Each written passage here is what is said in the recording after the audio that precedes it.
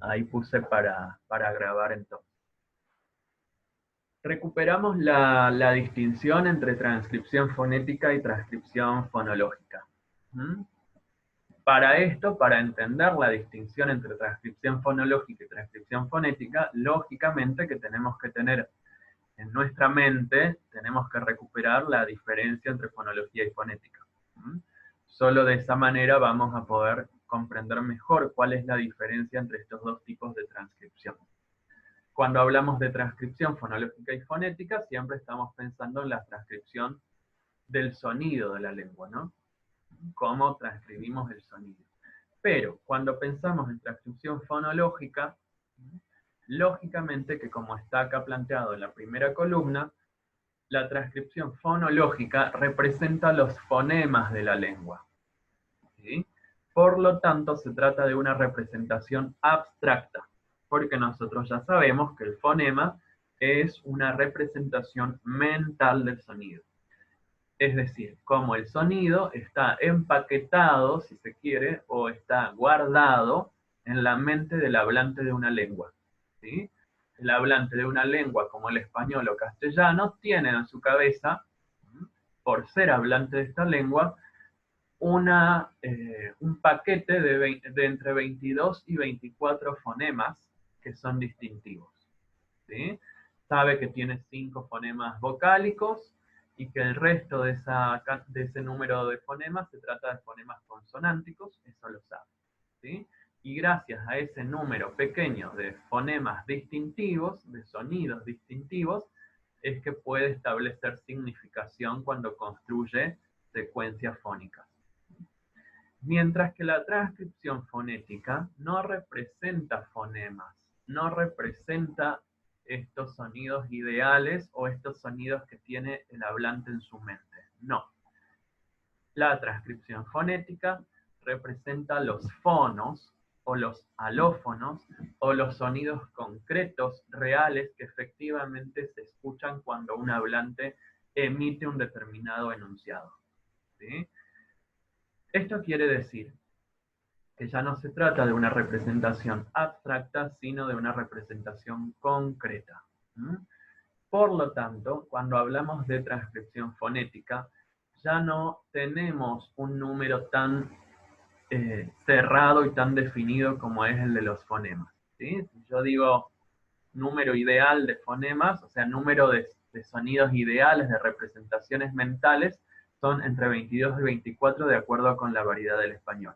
Pero cuando hablo de alófonos o fonos, la verdad que esos alófonos o fonos van a ser incontables porque va a depender del dialecto del hablante, va a depender de las características del aparato bucal de ese hablante, porque puede haber algunas características de los órganos, ¿sí? Fonatorios, que determinen que pronuncie un fonema de alguna manera particular, que un sonido se manifieste de otra. Entonces, la actualización o realización concreta de un fonema en el habla, es decir, el fono o alófono, va a tener múltiples variaciones de acuerdo con esos factores que mencionaba recién. Por eso es que acá se plantea que la transcripción fonética trata de reflejar la variación, las variantes utilizadas por el hablante, independientemente de su valor distintivo. ¿Qué quiere decir esto de independientemente de su valor distintivo? Estamos pensando que los sonidos alófonos o fonos concretos no distinguen significado en principio, porque lo que distingue significado es el fonema ideal que tengo en mente. El alófono, cuando es transcripto fonéticamente, muestra entonces la variedad lingüística, puesto que puede reflejar cómo se modifican las pronunciaciones según el dialecto del hablante o según la posición de un sonido en la cadena hablada. Mientras que en la transcripción fonológica, lo que se refleja es la invariancia, ¿no? No se refleja la variación, sino la invariancia y los elementos que son distintivos. Es decir, solamente se transcribe en fonología aquellos elementos que generan un cambio de significado. ¿Sí? si no generan cambio de significado, no son distintivos. Es decir, en la transcripción fonológica se transcribe lo que constituye el sistema de sonidos propios de una lengua. Se muestra así las oposiciones entre los 22, 23 o 24 fonemas del español que son relevantes para producir cambios en la significación de los signos lingüísticos. En la transcripción fonológica se señala las posiciones en las que la distinción entre fonemas deja de ser pertinente, en otras palabras, las posiciones de neutralización que se representan mediante archifonemas como ya lo mencionamos. En cambio, la transcripción fonética no se ocupa del análisis de rasgos distintivos y pertinentes, solo trata de representar la materialidad del habla, es decir, cómo físicamente se materializa. Ejemplos, para que veamos la distinción entre transcripción fonológica y fonética. ¿Sí? Ejemplos concretos.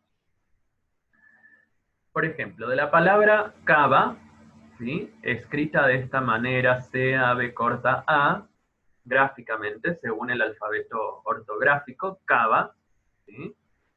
En una transcripción fonológica, nosotros ya sabemos que si es transcripción fonológica, tenemos que hacerlo entre barras, ¿sí? Entre barras, oblicuas, cava, marco, ¿sí? El acento prosódico, con este pequeño signo que aparece ahí, ya sabemos que lo podemos marcar antes de la sílaba tónica o sobre la vocal tónica, eso es indistinto, se puede marcar en cualquiera de los dos lados, en este caso lo marcamos antes de la sílaba tónica porque es K, la sílaba tónica, entonces, ¿sí? Este pequeño apóstrofo que marca sílaba tónica o acento prosódico lo ponemos acá. Cava. Aparece la representación del fonema velar, que ya estuvimos revisando el viernes pasado, el fonema velar, la vocal A, ¿sí? La bilabial V, y la vocal A. No marcamos otra cosa, porque solamente marcamos cuáles son los fonemas que aparecen en esa secuencia fonética, cómo son los fonemas que permiten construir ese signo en la mente del hablante. No estamos marcando acá si esa B se pronuncia de manera más enfática o de manera más débil, no. Esas cuestiones las vamos a señalar en una transcripción fonética, porque insistimos, en la transcripción fonética, que se transcribe entre corchetes, no entre barras oblicuas, ¿sí? Si marcamos, por ejemplo, qué pasa con el sonido de la B cuando se actualiza materialmente, físicamente. En una posición intervocálica como esta, porque el sonido B está entre las dos vocales abiertas, entre A y A, ese sonido se relaja, se produce un relajamiento de ese sonido B, ¿sí? No es lo mismo que ese sonido aparezca en posición inicial de palabra, donde va a tener mayor potencia articulatoria, mayor energía articulatoria y se va a marcar muy bien la pronunciación bilabial de ese fonema, que si ese fonema aparece en una posición intervocálica como esta, en la que la energía articulatoria ya no es tal, porque acá tenemos dos vocales y nosotros ya sabemos que las vocales son las que tienen mayor energía articulatoria en el español. Entonces, esa B pierde su fuerza articulatoria, su energía articulatoria, y es pronunciada de manera más débil, ¿no? Entonces, en una transcripción fonética, yo sí marco la variación de esa B en esa posición intervocálica. Y se marca con esa letra griega que es beta, ¿sí? Fíjense, el cambio entre la transcripción fonológica, que si se quiere es una transcripción más sencilla, la transcripción fonológica, porque yo simplemente tengo que tener en mente el sistema vocálico y el sistema consonántico sin variaciones, ¿no? Pero en cambio, cuando hago la transcripción fonética, tengo que tener en cuenta qué pasa con ese sonido particular en esa posición en la cadena afónica, Y lógicamente que si estuviéramos analizando distintas variedades del español, una variedad peninsular, una variedad mexicana, una variedad rioplatense, y sí, también tendría que tener en cuenta ver cómo está pronunciando cada hablante, hacer un análisis de esa pronunciación y recurrir a la tabla de alófonos que aparece en el manual de Orlando Alba para ver qué pasa con la posición de los distintos sonidos en la cadena fónica y también qué sucede con los distintos dialectos, ¿no? Que si hubiere alguna incidencia del dialecto en la forma de pronunciar un determinado sonido. Lo mismo va a pasar en los otros ejemplos, ¿no? La transcripción fonológica de cada, la palabra cada, C-A-D-A, y la transcripción fonética. ¿Mm? Otra vez tenemos la velar, y ahí lo que cambia es la pronunciación, ¿sí?, del sonido de la D. ¿Sí? Fíjense entonces que en la transcripción fonológica nuevamente nosotros no marcamos la variación, solamente indicamos que ahí hay un fonema D, ¿sí? El fonema D. Mientras que nuevamente, ¿sí? Nuevamente, cuando yo pienso en la transcripción fonética, pienso en que esa D se encuentra en posición intervocálica. Normalmente cuando yo encuentro un sonido consonántico en posición intervocálica, ese sonido consonántico pierde energía articulatoria, se hace más débil su pronunciación, eso quiere decir, ¿sí?, y se convierte en un sonido que en la bibliografía ustedes van a encontrar como un sonido aproximante, ¿no? Son sonidos aproximantes. ¿Por qué? Se llaman aproximantes porque los órganos articulatorios, los órganos que juegan, que inciden, que toman parte en la articulación de este sonido, ya dejan de juntarse de manera clara, ¿no? Si yo digo, por ejemplo, que el sonido B, el sonido de la B, es bilabial, decíamos que si eso está en posición inicial de palabra, blanco, blanco, por ejemplo, esa B va a ser claramente bilabial, ¿no?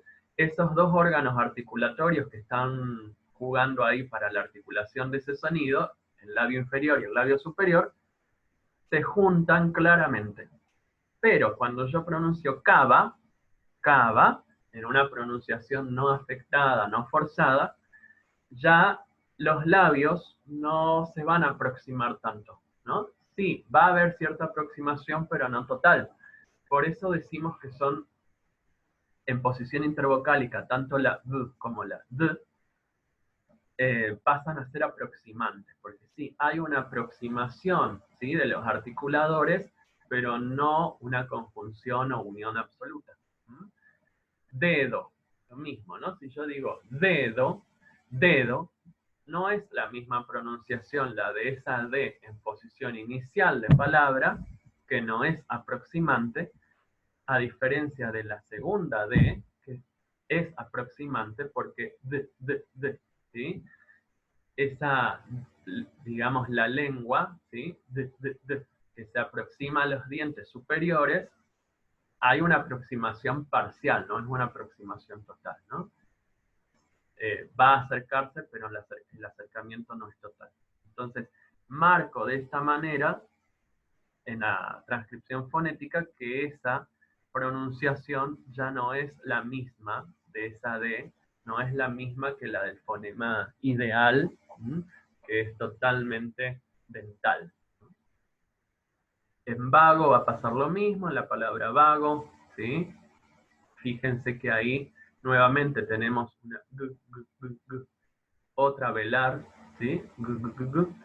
Pero también va a ser aproximante en posición intervocálica, como se muestra en la transcripción fonética de la segunda columna de esta tabla, ¿sí?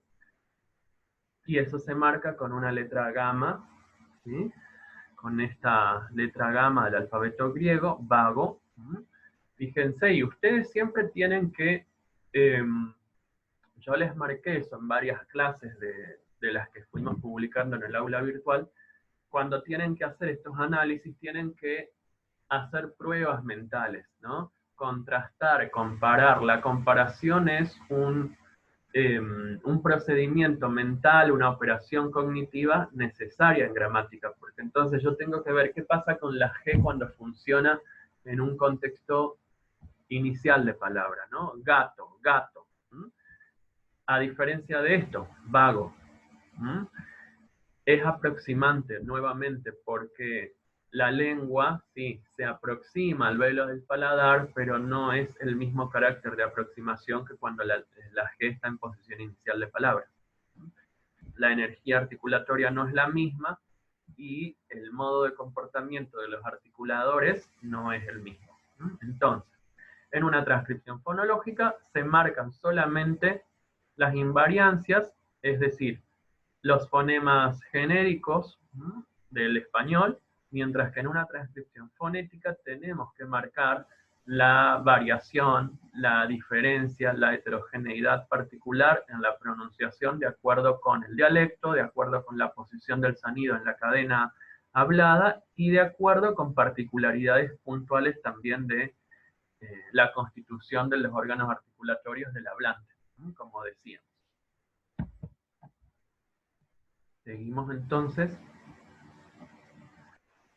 Para pensar en función de esto que estábamos planteando sobre la aparición de o la realización de un fonema en la cadena hablada, es que nosotros pensamos en el concepto de distribución. ¿Sí? Cuando nosotros hablamos de distribución en fonética, estamos pensando cuál es el contexto fónico en el que aparece un determinado sonido. A eso nos referimos con distribución. ¿Sí? Aparece en posición intervocálica, aparece entre una consonante y una vocal, aparece en posición inicial de palabra, aparece en posición final de sílaba, aparece en posición final de palabra. ¿Cuál es el contexto fónico en el que un determinado sonido se realiza? A eso nos referimos con distribución. Ahora bien, hay distintos tipos de distribución, ¿sí?, de un determinado sonido. Decimos que los alófonos de un fonema están en distribución complementaria si es el contexto fónico el que determina qué alófono debe aparecer. ¿Sí? ¿Esto qué quiere decir? De acuerdo con el contexto fónico en el que aparece un determinado sonido, yo puedo predecir, ¿sí?, qué características va a tener ese alófono en particular. Fíjense que acá tenemos un ejemplo. Un gato y la gata. ¿Sí? En un caso, ese sonido velar, g, se encuentra en posición intervocálica, que es lo que ya vimos en la diapositiva previa. La gata, ¿sí?, se encuentra en posición intervocálica, por lo tanto, el sonido se representa con una letra gamma, ¿sí?, y es un sonido aproximante, como ya lo explicamos antes. Pero, en el primer ejemplo, un gato, ¿sí?, ese sonido velar, que es g, se encuentra en una posición distinta, ¿no? Porque está entre un sonido consonántico y un sonido vocálico. Ya no es lo mismo, ¿sí? Un gato, ¿sí?, necesariamente cuando se pronuncia esto, tiene que haber una escisión acá, una pequeña escisión, una pequeña pausa, porque de lo contrario no se va a poder pronunciar esa G. En cambio acá hay cuando tenemos una posición de esta G intervocálica, es una pronunciación más fluida, ¿sí?, sin necesidad de esa pausa o de esa escisión que se da en este primer ejemplo.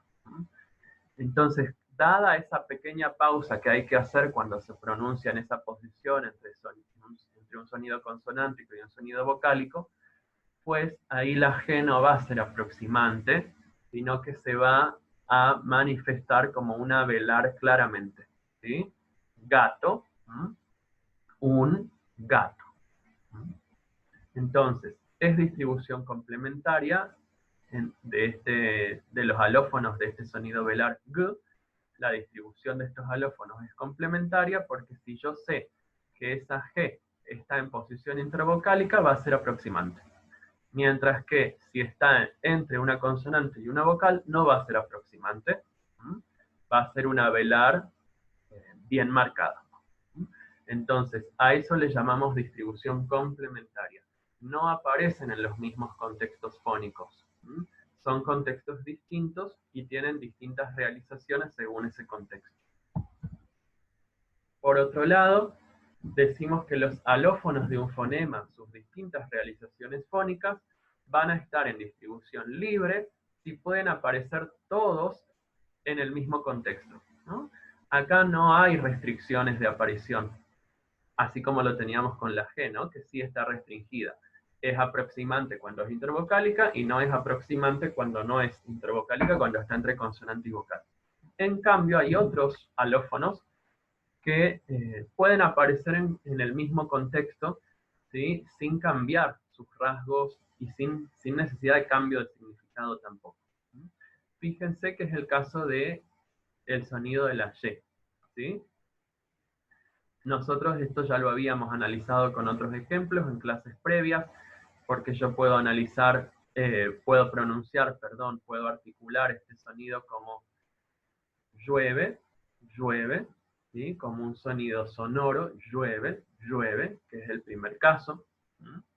También lo podría analizar como un sonido más bien africado, ¿sí? Que es el segundo caso en el que la Y tiene un circunflejo, un diacrítico circunflejo. Lo que me está marcando acá es que se fricativiza, ¿sí? ¿Se acuerdan de que otro sonido que tiene un circunflejo, que nosotros lo vimos el viernes pasado, es el sonido de la ¿sí? Que es una C, ¿sí? Más un circunflejo. Y ese sonido de la lo llamamos sonido africado. Bueno, este diacrítico, que es el circunflejo sobre la letra Y, está marcando también eso, que es una realización, una manifestación, un alófono de la Y que está africado, que es africado. ¿Cómo sería esta pronunciación? Es una pronunciación que es usual sobre todo en el área andina del español. La vamos a encontrar en algunas realizaciones del español del noroeste argentino, ¿sí? Pero es más común en el área andina, esto es en Bolivia, en zonas de Chile, en Perú, en Ecuador, y sería como una especie de llueve, llueve, ¿sí? Llueve, llueve, el primer caso, llueve, el segundo caso, llueve, el tercer caso, que es parecido a la primera articulación, lo que pasa es que es un sonido sordo, ya no es sonoro, ¿no? En el primer caso decíamos es sonoro, llueve, llueve, mientras que el tercer caso es sordo, llueve, ¿sí? Que llueve, que es la forma más propia de la articulación rioplatense, ¿no? Estas serían las formas que consideramos más porteñas en Argentina, por ejemplo. Mientras que en el último caso, la manifestación de esa Y va a ser como una W, como el sonido de la W palatal, llueve, llueve, llueve, ¿sí? Entonces, los distintos alófonos, las distintas formas en que se puede pronunciar, manifestar realmente el sonido de este fonema, ¿sí? Pueden darse todos en el mismo contexto, y eso lógicamente que va a depender del dialecto del hablante, ¿sí? De la variedad del hablante. Es decir, acá tenemos una distribución libre, porque tampoco vamos a poder predecir cuál va a ser la forma de aparición. En la distribución complementaria uno puede hacer predicciones porque ya sabe que en determinada posición se va a dar tal sonido, tal alófono. Mientras que en la distribución libre no lo podemos predecir claramente, por lo menos, porque eso va a depender del hablante, de su dialecto, de su variedad. Entonces, vamos a poder tener muchas manifestaciones de ese sonido según las características de ese hablante. Mientras que decimos que los alófonos de un fonema están en distribución equivalente cuando aparecen en la misma clase de contextos. Comparten todos los contextos de aparición. Por eso hablamos de distribución equivalente. El ejemplo de los sonidos vocálicos E y O. Fíjense, ella, olla, beca, boca, esto. Entonces, puede aparecer, esos dos sonidos vocálicos pueden aparecer en posición inicial de palabra, como es el primer caso, ella, olla, en posición interconsonántica, como en beca, boca, en posición final de palabra, como en este y esto, y van compartiendo los mismos contextos, ¿no? Entonces, esos dos fonemas, esos dos sonidos, aparecen en los mismos contextos fónicos, a eso lo llamamos distribución equivalente. Esto lo habíamos revisado ya en clases anteriores, pero lo repasamos rápidamente. Existen posiciones en las que se neutraliza la función distintiva de dos o más fonemas. Solo son neutralizables las oposiciones que tienen un conjunto de rasgos comunes. El archifonema representa los rasgos que son comunes a los fonemas que se neutralizan. Dijimos que la neutralización, es decir, la pérdida de los rasgos distintivos de dos fonemas, se da en posición implosiva del sonido, es decir, cuando una sílaba termina en consonante. Entonces tenemos el archifonema de la N, ¿sí? Denso, cambio, álbum, que es la neutralización de N y de estas dos nasales. Las nasales, todas las nasales se neutralizan en sílaba implosiva. Y ni también se neutralizan. En este contexto silábico, el lugar de articulación deja de ser distintivo. También se da neutralización entre las vibrantes, entre la vibrante múltiple y entre la vibrante simple. También en sílaba implosiva. Recuerden que la neutralización siempre se produce en posición final de sílaba, cuando esa sílaba termina con esta consonante. Se representan por medio del archifonema R, de la R mayúscula. Cartel, comer, yo podría pronunciar también cartel, comer, y no hay cambio de significado, por eso deja de ser distintiva la función de estos fonemas. En este contexto silábico, el rasgo de cantidad simple o múltiple deja de ser distintivo. También se produce neutralización entre los siguientes fonemas, ¿sí? Entre los velares, g y k, ¿sí? Entre estos dentales, d, t, ¿sí? Entre estos bilabiales, b, p, en sílaba implosiva se neutralizan y se representan por medio de los archifonemas G mayúscula, D mayúscula y B mayúscula. Apto, ábside, atlas, étnico, acto, recto. En este contexto silábico, el rasgo de sonoridad, sonoro, sordo, deja de ser distintivo entre ambos fonemas. Esto lo habíamos pensado. Bueno, y acá vamos a revisar cómo ustedes han entendido estos conceptos que estuvimos trabajando. ¿A qué fenómenos fonéticos corresponden los siguientes ejemplos? ¿Sí? Vamos a analizarlos. Tenemos, en el primer caso, la transcripción fonológica de la palabra 5, ¿sí? De esta secuencia fónica. 5, fonológicamente lo transcribimos tal como está ahí, marcando la tónica, mostrando la velar y demás. Ahora bien, esa palabra se podría pronunciar, ¿no? Porque tenemos acá la transcripción fonética, dos transcripciones fonéticas posibles de esta palabra, según dos formas posibles de pronunciación de ese fonema nasal.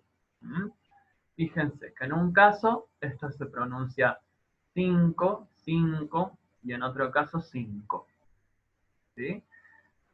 Pero no hay diferencia de significado, porque si yo escucho esas dos cosas, escucho 5, 5, 5, como hablante voy a seguir pensando en el signo que tenemos acá, ¿no? En el signo de número 5. ¿Qué fenómeno fonético es el que se está produciendo acá, ¿no? ¿Qué pasa con este sonido nasal en estas dos pronunciaciones diferentes? ¿Cómo se llama ese proceso? Cuando se producen estas dos articulaciones diversas, pero que no producen cambio de significado. ¿Qué fenómeno encontramos ahí? ¿Alguien me podría decir? escucho.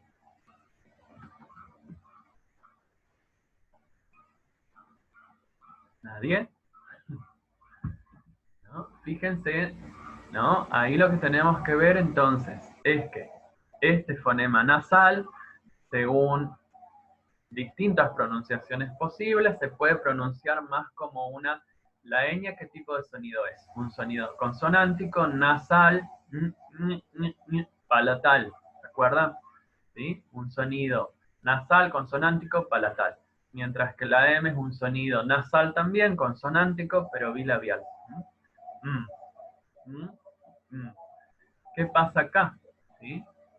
¿Qué está pasando? ¿Qué sucede acá con esta? ¿Por qué en este caso este sonido nasal de esta que es alveolar? ¿Sí? ¿Por qué acá se convierte en una palatal? ¿Qué está pasando ahí? Lo que está pasando, ¿sí? Si no, ustedes no le pueden responder o no lo pueden analizar en primera instancia, recuerden que un sonido cuando se articula, cuando se pronuncia en una cadena fonética particular, es influenciado, tiene la influencia, está, digamos, puede adquirir rasgos fonéticos de los otros sonidos que lo rodean, ¿no? Tanto del previo como del posterior. Acá lo que está pasando, ¿sí? Es que este sonido está siendo influenciado por el velar, ¿sí? Por el velar, ¿no? El velo del paladar. Cuando nosotros decimos que es velar, decimos que se articula en una parte del paladar, que es el paladar blando, que se llama velo, ¿sí? El velo del paladar. Entonces, cuando pronunciamos esto, puede ser que en algunos casos, en algunas articulaciones, en algunos hablantes, en algunas pronunciaciones, esa N, ¿sí? Que sola, cuando yo pronuncio sola la N, ya sabemos que esa N es alveolar, ¿sí? La lengua se apoya sobre los alveolos para pronunciar la N. Eso es si la describimos sola, si describimos solo ese sonido independientemente. Pero cuando empieza a funcionar en una cadena, ese sonido puede ser influenciado por los otros. Entonces, 5, 5, ¿sí? Esa articulación de esa N pasa a parecerse a la articulación de la ñ porque se va a articular más hacia la zona del paladar duro. 5, 5, ¿sí? Se pasa a articular como más, se palataliza, ¿sí? Se palataliza, deja de ser velar como la N sola y se palataliza porque se va acercando, ¿sí? Se va anticipando la articulación de la K, que es velar. Entonces, hay una interferencia, si se quiere, o una influencia de la velar K sobre el sonido de la N. Por eso es que se palataliza, ¿sí? Mientras que, en el otro caso, ¿sí? Nosotros vemos 5, 5, ¿sí? ¿Qué pasa con la M? ¿No? ¿Cuál es la diferencia entre n, n y ¿Cuál era la diferencia? Si volvemos a mirar. Una es sorda y la otra es sonora. Sonora, bien. Bueno, no tenemos que mirar entonces el cuadro. Bien, Jessica, esa era la diferencia, ¿no? Entonces, en un caso, ¿no? Nosotros decimos que, en un caso, la articulación de esta N, ¿sí? Se palataliza, se acerca más a la pronunciación de la ñ, porque está siendo influenciada por el lugar de articulación del sonido posterior, de k. En cambio, ¿sí? En este otro caso, lo que está sucediendo es que no hay un cambio del lugar de articulación solamente, sino que también se sonoriza, ¿sí? Porque como vos bien dijiste, Jessica, la n sola es sorda, pero acá se sonoriza. Hay una pronunciación que deja de ser sorda y se sonoriza, además de cambiar su lugar de articulación. Ahí tenemos una influencia de la I, que es una vocal, y como todas las vocales, es sonora. Entonces, esa puede variar de acuerdo con el hablante, ¿sí? De acuerdo con el dialecto, de acuerdo con factores que inciden en la variación de la pronunciación. A ese fenómeno, ¿sí? A ese fenómeno por el cual un determinado sonido en la cadena hablada o en la cadena fónica es influenciado por los rasgos fonéticos de otro que está antes o después, lo llamamos asimilación, ¿sí? Acá hay una asimilación de rasgos de los fonemas circundantes, ¿sí? De los otros sonidos que están en ese contexto fónico. Hay un fenómeno de asimilación. Vamos al segundo caso. Circo, ¿sí? Que tenemos en primera instancia acá una transcripción fonética, ¿sí? Este símbolo, ¿sí? Este símbolo que indicaba cuál es la pronunciación que tendríamos que tener acá. Si tengo Como la de la Z. bien, la Z peninsular, ¿no? La Z ibérica, que nosotros tenemos en mente como una Z española, ¿no? O sea, interdental, ¿sí? Yo tendría que pronunciar esta palabra, circo, no así como la pronuncié yo recién, sino tendría que pronunciarla como circo, circo. Y a ese fenómeno, ¿cómo lo llamábamos? ¿Sí? Ceseo. ¿Se acuerdan? Ceseo con C.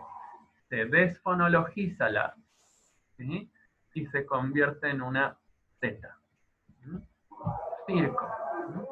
Entonces, en el primer caso yo tengo una situación de asimilación, un fenómeno de asimilación fonética. En el segundo caso tengo un fenómeno de ceseo con C, ¿sí? Porque esta deja de pronunciarse de esa manera y pasa a pronunciarse como una interdental. Circo, ¿sí? Asimilación, ceseo. Vamos al tercer caso, mismo, ¿sí? El signo mismo. Fíjense que tengo acá dos formas posibles de pronunciación de ese mismo signo. En un caso, en el primero, ¿qué sucede? Desaparece, se pierde, se omite ese sonido sibilante, ¿no? Mismo, ¿sí? Mientras que en el segundo caso, ¿sí? El sonido solo, ¿sí? ¿Ese sonido es sordo o sonoro? ¿Cómo es?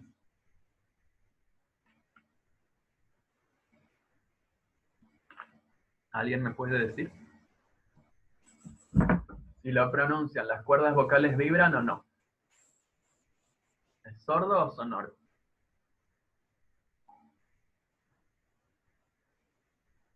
Hola. Bueno, a ver. Es, lógicamente, sordo, ¿sí? Solo, ese sonido, si ustedes lo pronuncian y se tocan donde está la nuez, ¿sí? Donde justamente ahí están las cuerdas vocales, es sordo. Pero fíjense cuando lo pronunciamos de manera, si se quiere, más forzada, no tan natural, mismo, esa S no es sorda en ese contexto, se sonoriza. Pasa lo mismo que estábamos analizando en el primer caso. Hay una situación de sonorización. Mismo, y eso se marca con ese diacrítico que tenemos ahí abajo, ¿sí? Este diacrítico que aparece debajo de la S, que indica sonorización. ¿De qué depende? ¿Por qué se sonoriza esa S? Y porque está en una situación, en un contexto fónico entre una vocal y entre una consonante, y ambos sonidos, tanto el vocálico como el consonántico, son sonoros, ¿sí? Entonces ahí tenemos una influencia nuevamente de ese rasgo, ¿sí? De esos dos fonemas circundantes sobre la S que se sonoriza. Eso entonces es una situación nuevamente de asimilación, ¿sí? Acá hay un fenómeno de asimilación. Y en este caso, ¿sí? En el caso de mimo, ¿sí? Hablamos de pérdida, ¿sí? Hay una situación de pérdida de este sonido sibilante que se asimila nuevamente con el sonido de la M, con el sonido de esa bilabial nasal.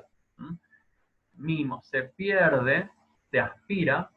Nosotros, cuando ustedes ven esa palabra aspira, hay una suerte, se está indicando que hay una suerte de pérdida de ese sonido ese. Se aspira, se pierde, y acá se da una pérdida total por asimilación total con la M. Es decir, se asimila a ese sonido de la M, se pierde, hay otra situación de asimilación, y lógicamente que esta pronunciación menos enfática, no como la que hacíamos en este caso de mismo, ¿sí? Está vinculada con ciertas variedades del español, con ciertas variedades no prestigiosas del español, ¿no? No es un español estándar. En algunas pronunciaciones de algunos grupos sociales y de algunas situaciones sociales también, porque en situaciones más relajadas, en las que no hay tanto, digamos, control social y demás, uno relaja la pronunciación de algunos sonidos propios del español y incluso llegan a perderse, como en este caso. Se pierde totalmente la y se asimila con una M, mismo, el mismo día, ¿no? Bueno, eso depende de algunos dialectos no estándares, ¿sí? Del español. Pero hay otro proceso, hay otro fenómeno de asimilación ahí. En el cuarto caso, el signo llave, lo podemos pronunciar así, o llave, o como ya habíamos hecho el análisis. Acá lo que tenemos, ¿sí? Esta S, ¿se acuerdan que estaba marcando?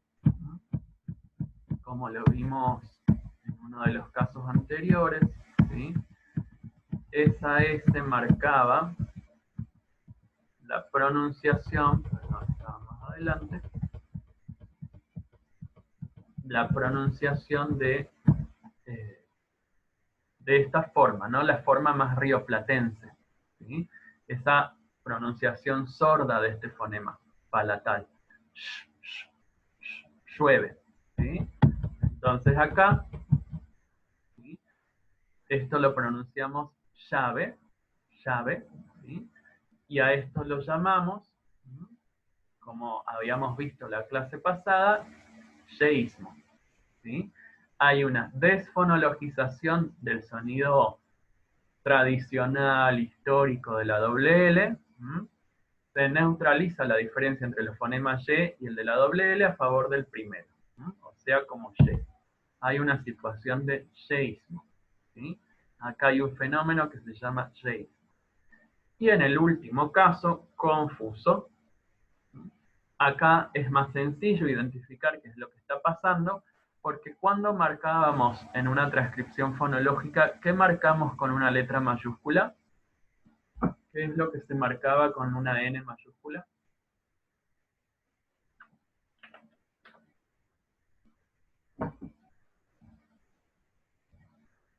La que se pronuncia con más intensidad.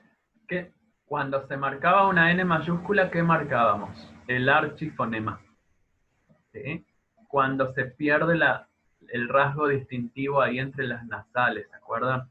Yo puedo pronunciar eso como confuso, si hago una pronunciación forzada, ¿no? Confuso, pero puedo decir también confuso, confuso, y ahí hay una, digamos, hay una pérdida de la distinción entre la N y la M. Yo puedo pronunciar eso más parecido a una N, más parecido a una M, confuso.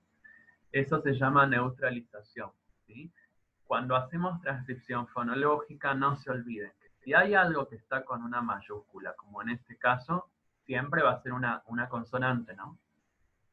Siempre la neutralización se da entre sonidos consonánticos, ¿sí? Eso se llama neutralización cuando se pierde la función distintiva del fonema consonántico en posición final de sílaba, en posición implosiva. Con es una sílaba. Al final de esa sílaba está la N, y esa N se puede pronunciar más como una N o más como una M. Eso se llama neutralización. Bueno. ¿Cómo probamos una hipótesis explicativa en fonética y fonología? Es lo que estábamos diciendo, ¿sí? Ustedes piensen, yo no les voy a pedir que memoricen estas cuestiones porque no es la idea. Lo que a mí me interesa es que analicen las pronunciaciones y que se den cuenta de cómo es la manifestación de un sonido particular en un determinado contexto, ¿sí? Pero sí podemos tener algunas estrategias o algunas formas de pensar en cómo probamos una hipótesis explicativa en fonética y fonología, es decir, cómo probamos que un sonido es más sordo, más sonoro, qué pasa en determinado contexto, cómo podemos predecir qué va a ser este sonido en esta posición. Bueno, lo podemos hacer en dos niveles. A nivel paradigmático, ¿sí? Es decir, podemos oponer, ¿sí? Recurrir a la oposición de un elemento común y a la conmutación, sustituir un segmento por otro en un mismo contexto. Por ejemplo, tenemos estos dos signos, canto, manto. ¿Sí? ¿Cómo pruebo? ¿Cuáles son ahí los dos fonemas distintivos? El velar y el el bilabial ¿sí? ¿Cómo sé que son dos fonemas distintos en español? Porque cuando los coloco en esa misma posición, ¿sí? Cambia el significado. No es lo mismo canto y manto. No es lo mismo peno y pino. ¿Sí? Cambio un fonema I, en la misma posición fónica, suerte, muerte. No son la misma cosa. Cambio un fonema en la posición inicial de la palabra. Eso me está demostrando que son dos fonemas distintos. Porque si yo cambio ese fonema, cambia el significado. ¿Sí? Recuerden esto. Si en una misma secuencia fónica, en una misma cadena fónica, cambio solo un elemento, como en estos ejemplos, cambio solamente un elemento de esa cadena fónica, y se produce un cambio de significado, como en estos casos, canto, manto, peno, pino, suerte, muerte, oposición de significado, oposición de fonemas, pues eso me está mostrando que se trata de fonemas distintos en español. Si no hubiera oposición de significado, pues no se trata de fonemas distintos, en todo caso serán alófonos, como se explica a continuación. Si hay cambio de significado, son fonemas. Si no hay cambio de significado, se trata de alófonos, como lo habíamos visto con un ejemplo cuando empezamos a revisar estas diapositivas, un beso, ese beso. ¿Sí? Fíjense acá, ¿no? Es lo que estábamos diciendo. Esta B en posición intervocálica es aproximante, mientras que si no está en posición intervocálica no es aproximante. Es claramente bilabial. Beso, beso, un beso. Ese beso es aproximante. No es la misma pronunciación, lógicamente, de estas dos consonantes. No es la misma pronunciación, pero no cambia el significado. Por eso se habla de alófonos ahí. Cuando hay cambio de significado, hablamos de fonemas, porque los fonemas tienen función distintiva. Entonces, cuando ponemos dos signos o dos cadenas fónicas que comparten todos sus fonemas menos uno, como canto, manto, peno, pino, suerte y muerte, hablamos de la prueba de los pares mínimos. ¿Sí? Pares mínimos de fonemas para distinguir significados. ¿Y por qué decimos que esto se da en un nivel paradigmático? Porque normalmente lo hacemos a nivel mental, no necesitamos escribirlo.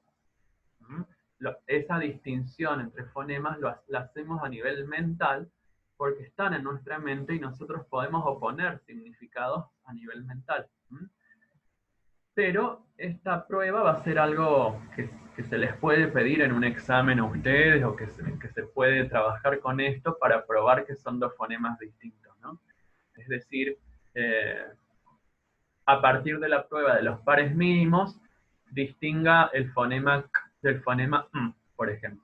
Bueno, y ustedes tienen que dar entonces ahí un ejemplo de dos secuencias fónicas, de dos signos, de dos cadenas fónicas, que compartan todos sus elementos menos esos fonemas. Y a partir de eso prueban que se trata de dos fonemas distintos. De eso se trata la prueba de los pares mínimos. No hay mucha ciencia ahí, no hay mucho más para decir. A nivel sintagmático, es decir, a nivel del sintagma, también puedo probar que hay dos fonemas distintos, permutando el orden, es decir, alterando el orden de los constituyentes de una expresión, ¿no? Y esto tiene que ver con las reglas de combinación de fonemas en español que tienen un orden fijo, ¿sí? Nosotros sabemos, a partir de esta prueba de permutación, por ejemplo, si una palabra en español es o no es posible, ¿sí? Sabemos que una regla de combinación de fonemas en español es que toda sílaba necesariamente en español tiene que tener un núcleo vocálico. Esto ya lo habíamos visto, ¿sí? El núcleo de una sílaba es la vocal. La vocal incluso puede formar sílaba por sí misma. Yo no puedo tener sílabas en español que estén constituidas íntegramente por consonantes. Si yo tengo una palabra que esté constituida íntegramente por consonantes y en cuyas sílabas no haya ni siquiera una vocal, pues evidentemente esa palabra no va a ser propia del español. Será una palabra en todo caso importada, si existiere o no, ¿sí? Hablamos de nivel sintagmático porque tienen que ver con el orden, ¿sí?, de los fonemas en la cadena, ¿sí? Cómo los vamos ordenando, cómo se vinculan entre sí. Entonces hay cierto orden de los fonemas en español que me permiten decir si esa palabra va a ser posible o no. Y una imposibilidad es esa. No puedo tener sílabas constituidas solamente por consonantes. Podemos decir entonces que toda unidad se puede definir, en principio, por su oposición a todos los otros elementos con los que se relaciona paradigmáticamente, y también por sus propiedades combinatorias sintagmáticas, según Antonio Quine, ¿sí? Es decir, para definir la posibilidad de una hipótesis explicativa en fonética y fonología, como en toda la gramática, nosotros podemos apelar a la oposición, ¿sí?, de dos unidades mínimas y también al análisis de sus propiedades combinatorias. Cómo se combinan en el sintagma, qué reglas de combinación hay entre ellas y en qué contextos o cómo se distribuyen, ¿sí?, entre ellas y cómo se oponen entre ellas a nivel paradigmático. Bueno, esto básicamente, ¿sí?, es lo que tiene que ver con fonética y fonología. Yo necesito que ustedes conozcan fundamentalmente esos conceptos y que puedan describir una cadena fónica o fonética particular a partir de los rasgos de los fonemas, que me puedan decir si hay neutralización, si hay asimilación, si hay yeísmo, básicamente esas cuestiones, ¿sí? Insisto, con esto no tiene sentido memorizarlos en principio, memorizar las tablas, memorizar las reglas. Uno puede tener a mano las tablas, lo que tiene que poder hacer es analizar casos concretos. Y a partir de ese análisis irá eventualmente recordando los nombres de los distintos símbolos, las formas de representación en la transcripción fonológica y fonética. Es una cuestión de práctica. Con relación a la entonación, que es algo que no revisamos en estas diapositivas, la cuestión de la entonación la vamos a ir recuperando en sintaxis, ¿sí? Cuando vayamos a sintaxis vamos a ver el tema de la entonación. Esperen que esto me está indicando que no hay internet. ¿Me están escuchando?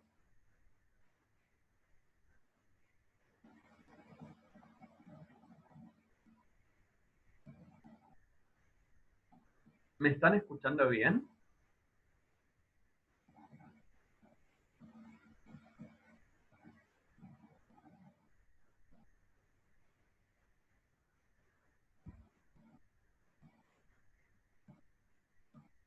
Profe, quedó tildado. No Sí, sé. sí, sí, sí, sí, disculpen. Pasa que estaba viendo que me avisó que se había cortado internet, así que lo conecté desde mi celular nomás. Disculpen. Bueno, no sé si escucharon todo lo que dije al final, pero les comentaba que la cuestión de la entonación de los enunciados la vamos a recuperar cuando trabajemos con sintaxis. ¿Sí? Bien. Sí, ahí estoy viendo lo que me comentaron en el chat.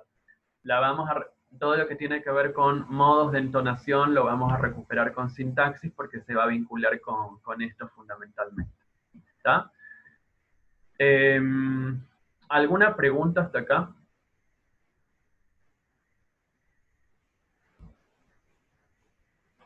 Si no, tratamos de empezar con morfología.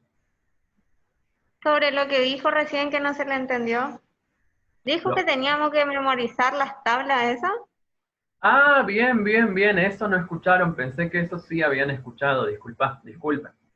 No, les decía que y lo mismo vale para todos los temas que estuvimos trabajando, ¿sí?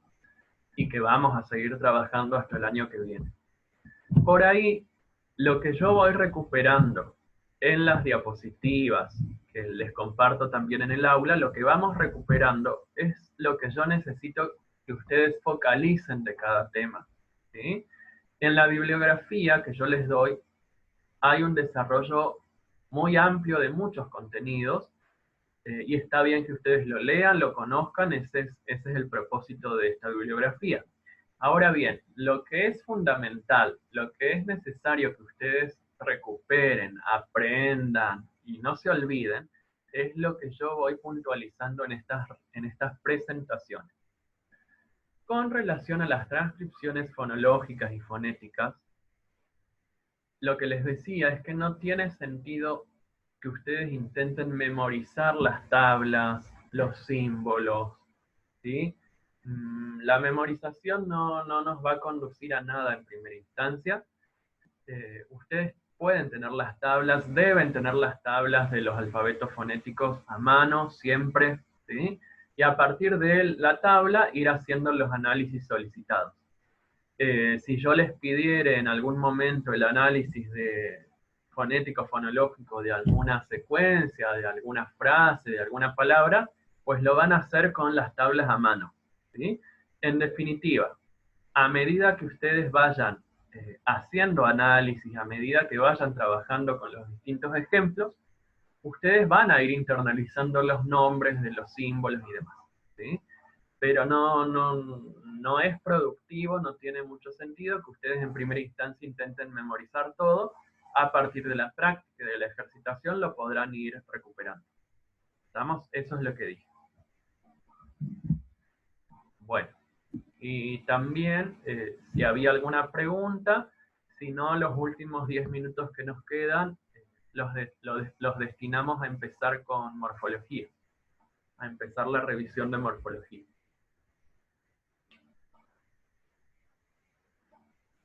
¿Empezamos o tienen algo más para preguntar?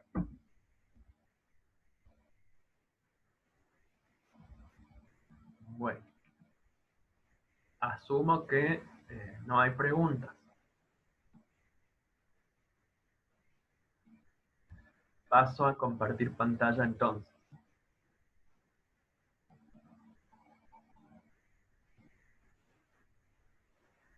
Vamos a empezar entonces a revisar lo que tiene que ver con el nivel morfológico.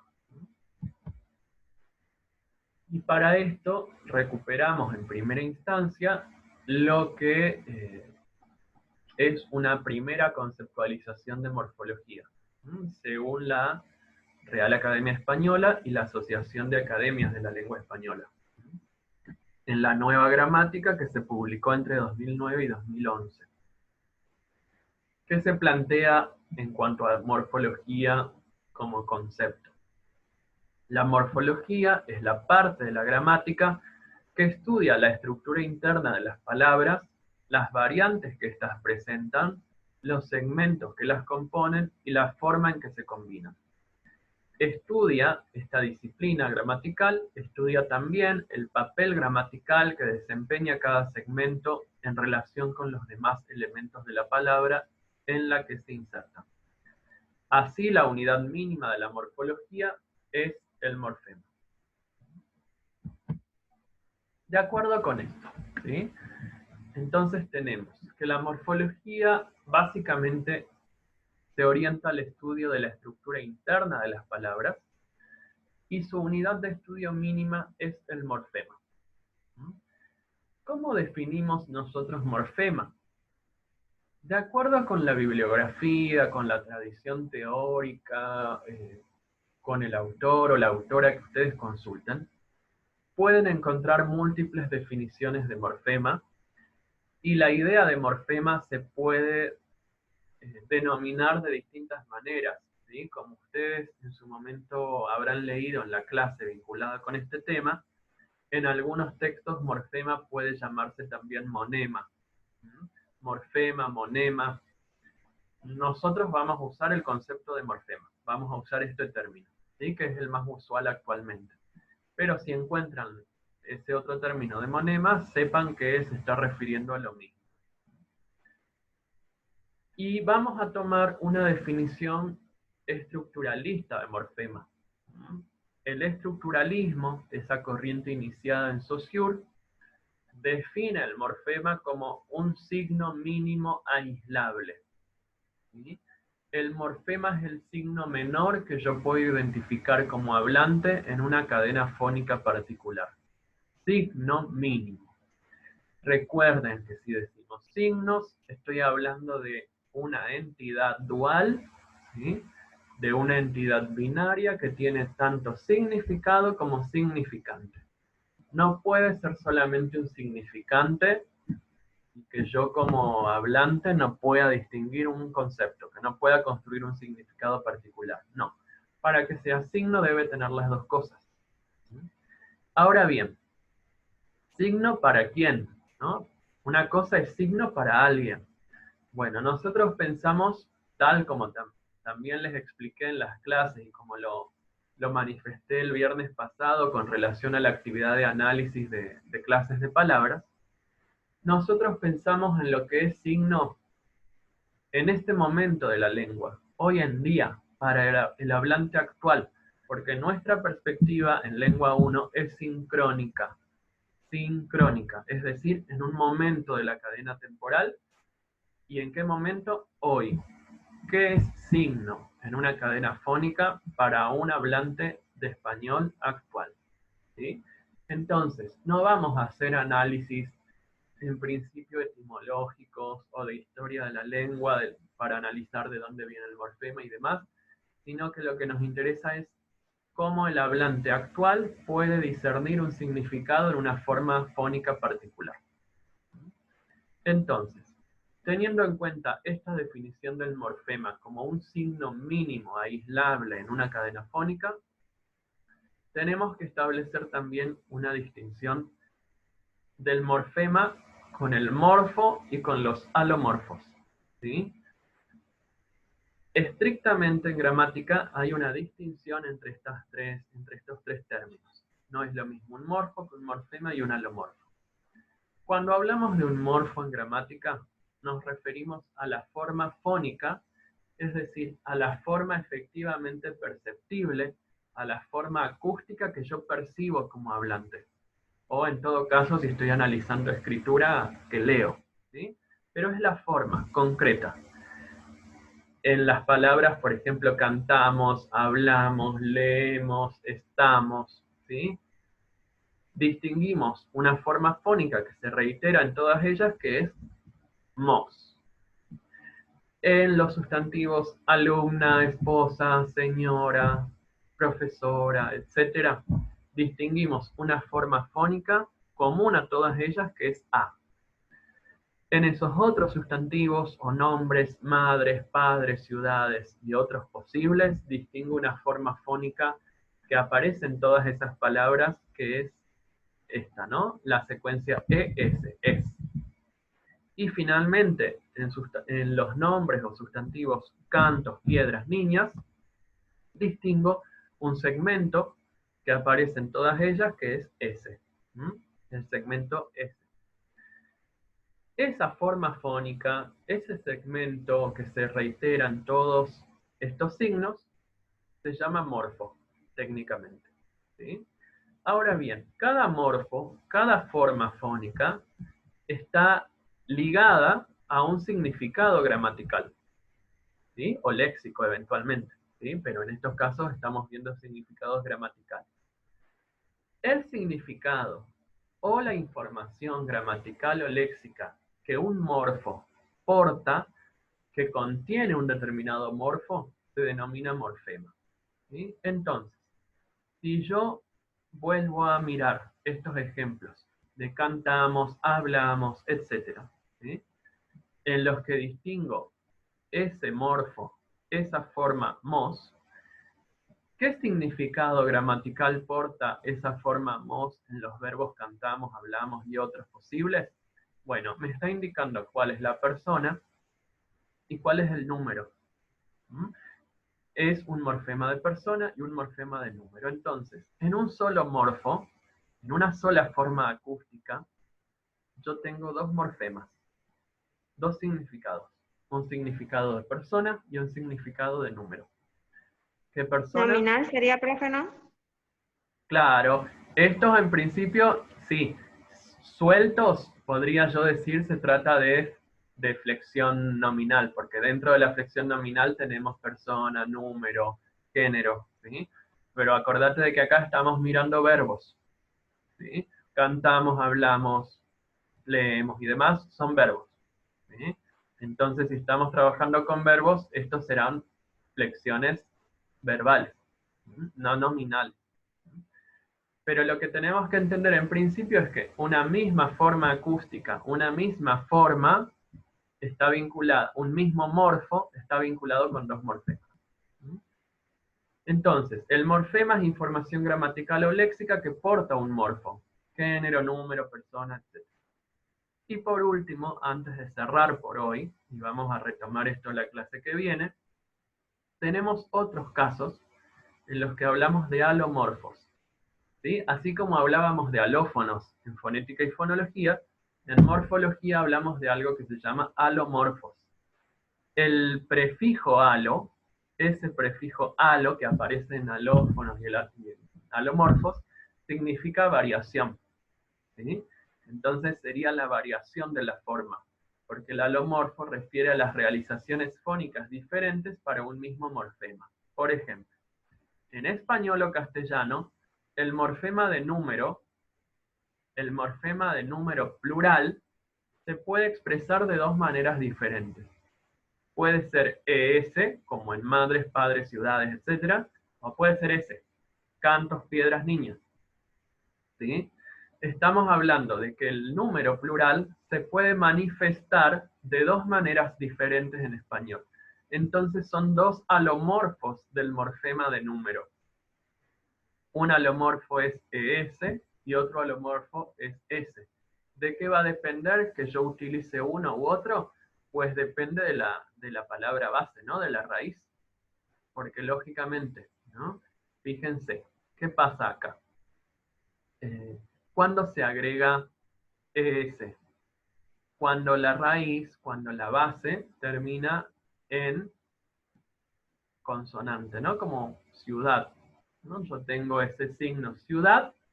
No puedo añadir fónicamente una S porque sería imposible pronunciarlo en nuestro idioma, ¿no? Entonces, cuando eso termina con un sonido consonántico como ciudad, yo necesariamente tengo que añadir el morfo ES para marcar número. En cambio, si yo estoy pensando en signos que terminan con una vocal, con un sonido vocálico, como canto, piedra, niña, estoy pensando en que solamente añado el morfo S. Pero ambos morfos están indicando número plural. Por eso los llamamos alomorfos. Son alomorfos de un mismo morfema. Son formas diferentes en las que se manifiesta un mismo significado o una misma información gramatical. ¿Estamos? Bueno. Vamos a retomar esas cuestiones el viernes que viene. porque la idea es que en las clases que nos restan, en los encuentros que nos restan, en los encuentros sincrónicos de los viernes, podamos cerrar con morfología, por lo menos en términos generales, y avanzar con clases de palabras. Y hasta ahí llegaríamos por ahora. El año que viene retomaríamos otras cuestiones. Entonces, en los próximos días yo les voy a compartir, como les dije al inicio, las consignas para la integración. ¿tá? Eso va a ser un trabajo individual y eso implicaría una segunda nota. Les voy a poner una nota a partir de todos los trabajos que ustedes hicieran en el primer cuatrimestre, y una segunda nota va a ser esta integración que les voy a enviar la semana que viene. ¿Alguna pregunta hasta acá?